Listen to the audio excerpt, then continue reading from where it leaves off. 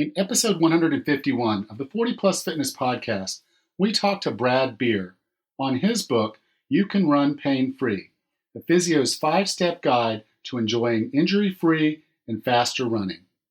You can find the show notes for this episode at 40plusfitnesspodcast.com/151. Have you decided you're ready to make a change? To reclaim your health and fitness? The 40 Plus Fitness Podcast is here for you. I'm your host, Alan Meisner. I'm an NSAM certified personal trainer with a specialization in corrective exercise and fitness nutrition. Let me be your coach as you find your way on your health and fitness journey. All right, let's go. Brad Beer is a physiotherapist who has worked with thousands of clients, including professional athletes and Olympians. He runs an award-winning clinic on the Gold Coast of Australia. If the name Beer sounds familiar, it should. We met his wife, Dr. Chris, the author of Healthy Habits, on episode 107. So Brad, welcome to 40 Plus Fitness. Alan, thanks so much for the invitation. So it's kind of unique. I had your wife on the show earlier, and so this is kind of the first time I didn't even think that I would ever have a husband-wife guest coming on to talk about actually two different topics. But it's kind of interesting that I've had your wife on, and now I'm listening and talking to you. Yeah, I guess it is a unique household. We met as university students, actually pre-university, but we've just got two paralleled health journeys in our own little spheres. And yeah, so here we are.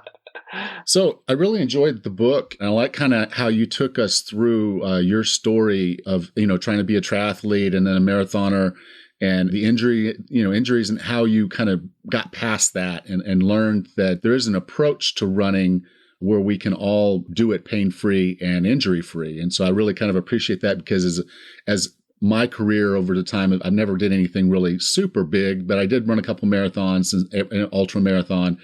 And what I always found was if I ran within myself, understood what I was there to do and how to do it, I was able to avoid injury. It was only when I was really kind of pushing the competitive juices that I found myself in that area where I was kind of, I guess, breaking the rules, so to speak. Yeah, I understand.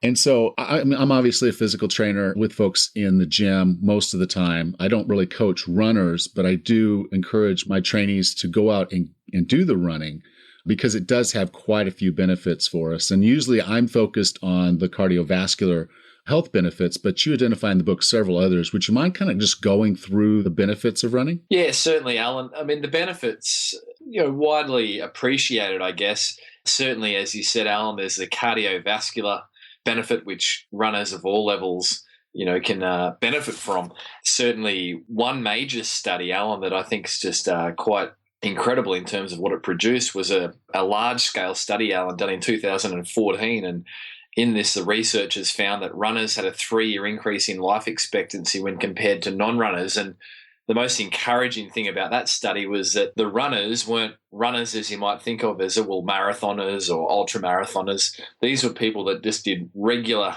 up to 20-minute jogs. So a 3-year increase in life expectancy is quite incredible. And this study wasn't a little study. It involved 55,000 subjects. I find that's just startling in terms of the cardiovascular benefit for people that are regularly running. But off the back of that, Alan, there's a whole other gamut of benefits, everything from, lowered risk of stroke, lower risk of high blood pressure, lower risk of osteoporosis, reduced risk of type 2 diabetes, reduced risk of colon, breast cancer, clinical depression, better management, obviously, we both appreciate of body weight and body mass index, right through to just better cognitive functioning. So, Alan, it really does sound like a magic pill, doesn't it?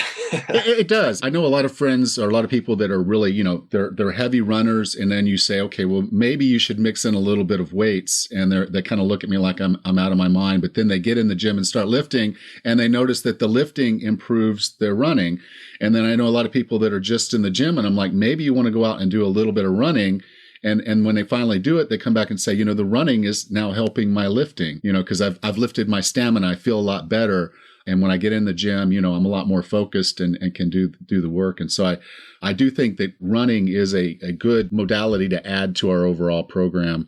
Regardless of where you are, you can start with a walk and start moving it into a jog. But before they get there, what I like about your book is a lot of people are afraid they're going to injure themselves as they get into this. And you kind of developed a 5-step method for evaluation that I really like. I really like this method.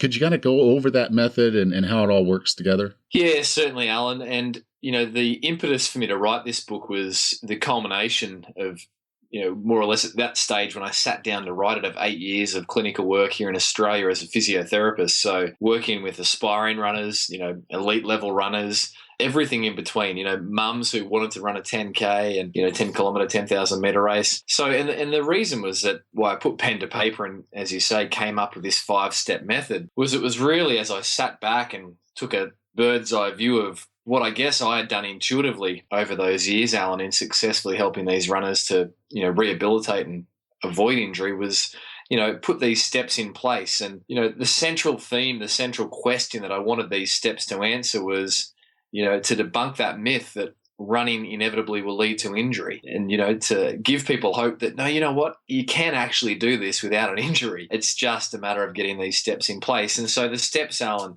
the first one is discovering the running body. I'll just give the headlines first. The second's running with great technique. The third's navigating the footwear maze, selecting the right shoe. And the fourth is the importance of hip stability. And the fifth is the power of rest, which is a key training principle, which, all athletes, all fitness enthusiasts can so easily, get wrong. So that's the 5 steps on the headline level, Alan. So it was funny, and I think I told you this before we got on the call.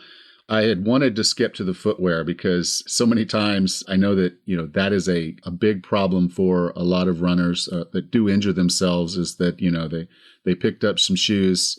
I think you guys call them trainers, but they pick up some shoes and they just go out and start running with them. And those shoes are not helping at all. So I kind of wanted to skip forward to the shoes part, but unfortunately, and fortunately, you made a statement in the book that you kind of have to start with discovering your running body. And as I was reading through that section, I'm like, well, yeah, Brad's right. If you don't start with who you are and kind of understanding yourself, then it's going to be very, very difficult to implement these other steps properly. So, could you take some time to go over this first step, this most critical step, actually, in the whole process? Yeah, Alan, I'll unpack that for sure. And you're right. It is a sequential step process where you don't just want to skip straight to the shoes, even though that might be the immediate, attraction that a lot of people have is great. Just tell me which shoes I need. It would be an oversight. So step 1, discovering the running body, Alan, is about a runner developing awareness of, their own body. And there's a few, subcategories within this. The first is understanding, Alan, our genetic mobility status. So I talk, and it often sticks in people's patients and people that read the book. I've had a lot of feedback about, there's 3 types of people that, inhabit the earth: flippies, floppies, and stiffies.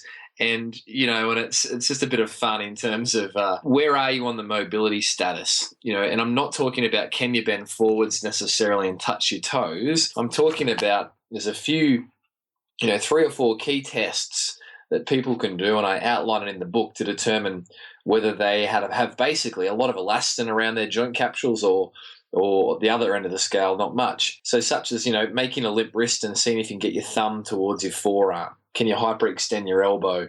Can you bend your fingers back but not beyond 90 degrees? If some of these things are present, then you're likely a floppy, which means you're a hyper, as in hyperactive, but hypermobile runner. If you're on the other end of the scale, there's not a lot of movement around those joints. You're more of a hypo or low mobility runner. And if you're somewhere in the middle, then you sit in that middle. I call them a flippy, not a floppy, not a stiffy, you're a flippy. And the reason that's so important, Alan, is because generally floppies, hypermobile runners, the runners that have a lot of movement genetically around their joints, as a generalization, Alan, those runners tend to need to do a lot more strength and stability work to stabilize and get their body ready for the repetitive nature of running. Contrasted, Alan, to the hypomobile runners that, have low amounts of movement around their joints. They're often the runners, generally speaking, that, are more benefited by a frequent stretching / mobilizing mobility type approach. But the little caveat there is you can still have a hypermobile runner, someone that's got a lot of movement around their joints. It can still get tight hamstrings like I do.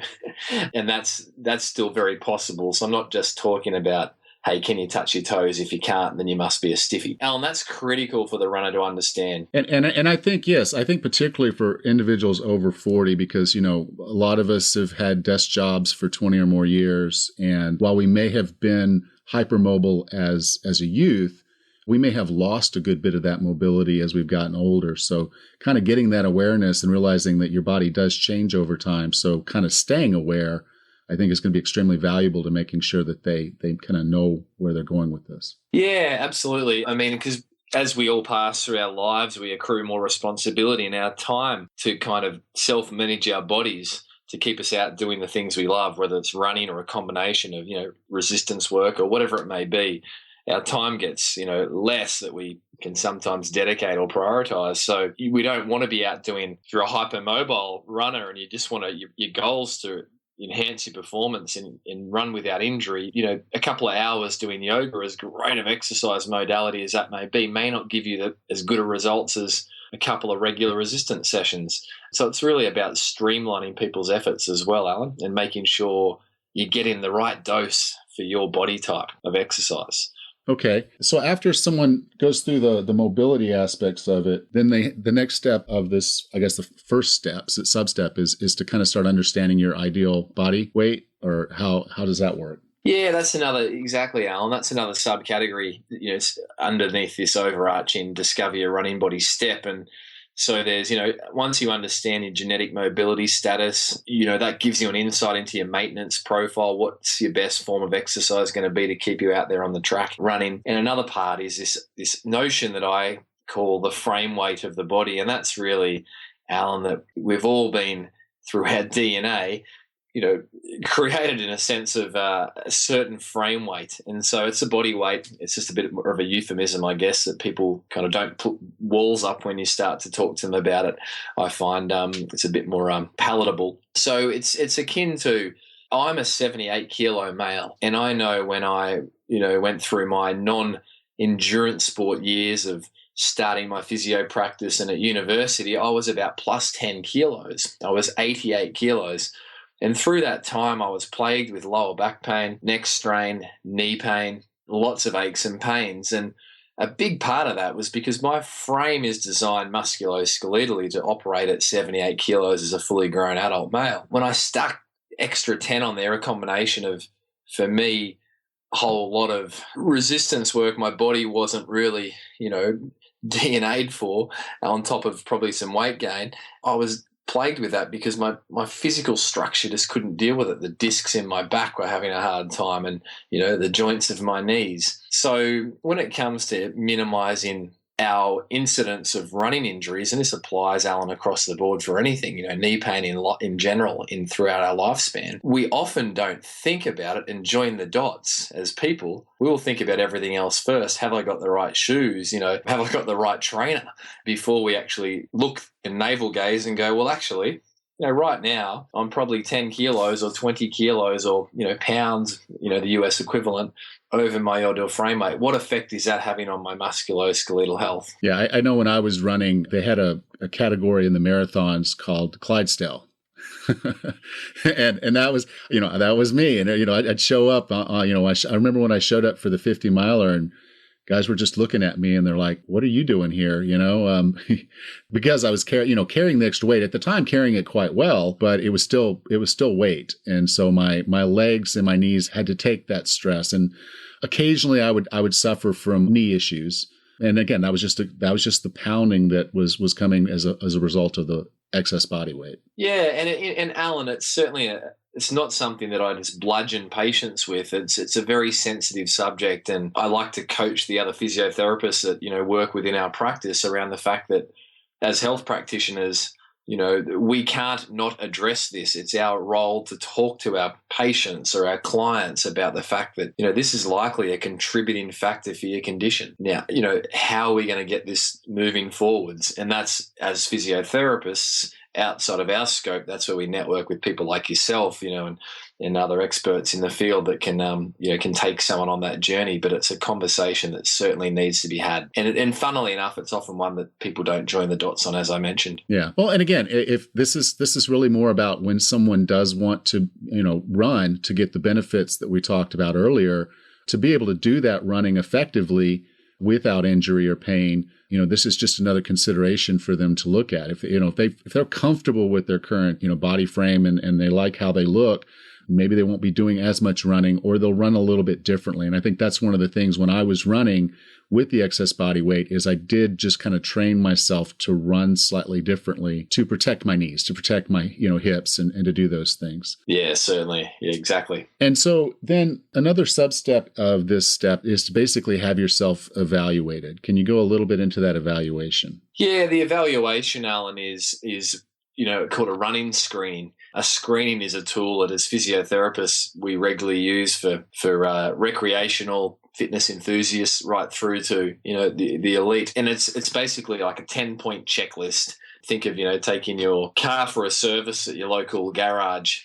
They've got their 10-point checklist. They'll check the oil, they'll check the tires, etc. It's the same sort of principle for runners. There's 10 things that I've found over the years give me the most information about their running body. So those tests, Alan, include things like what's the quadriceps length like, the hamstring length, the calf endurance, the side oblique endurance through an endurance test, the deep hip external rotators, what are they doing, how well are they activating, and are they strong, single leg hop tests, single leg squat tests. There's a whole bunch of things that, 10 things specifically that we like to check for a runner. And the idea with the book is it's included in the appendix so that a runner anywhere around the world can take this to their local therapist or health practitioner and have the screening done, which gives them some immediate feedback on what they then need to focus on in terms of getting their body run ready. Step one. And then again, once they kind of know what some of their weaknesses are, be it mobility, as we talked about earlier, or maybe some imbalances in the muscles, they now have an opportunity to use resistance training and mobility training to fix those things so that they can run a little bit better and healthier. Spot on, Alan. Okay. And then there are 4 more steps in here. And like I said, I was ready to just chomp at the bit to get to the shoes, but but it's a really good book. And I do hope folks will go out and get it. If someone wanted to get in touch with you, where would you like me to send them? Yeah, certainly, Alan. The easiest way for people to find it is to just jump over to running.physio. That's running.physio. That's a URL or the domain. There's links there, Alan, where runners can get either the digital version of the book, the ebook, or they can get the physical copy of the book, and that's available through different sources. People can choose what works best for them. They can get signed copies or personalized copies through the Pogo Physio page or through Amazon. So that's the easiest place to find it, Alan, running.physio. Awesome. I'll make sure that I have a link in the show notes. You can find that at older.fitness/151. So Brad, thank you so much for coming on today. I really appreciate having this conversation with you. Alan, once again, thanks for the invitation. All the best to the listeners, and keep doing the great work you're doing, mate. You're making a really great difference. You too. Thank you. If you enjoyed this podcast, I'd really appreciate you sharing it with friends and family. Just send them to 40plusfitnesspodcast.com/151. Thank you. Next time on the 40 Plus Fitness Podcast, we'll meet with Lynn Rossi, the author of The Mindfulness-Based Eating Solution. Until then, have a happy and healthy day.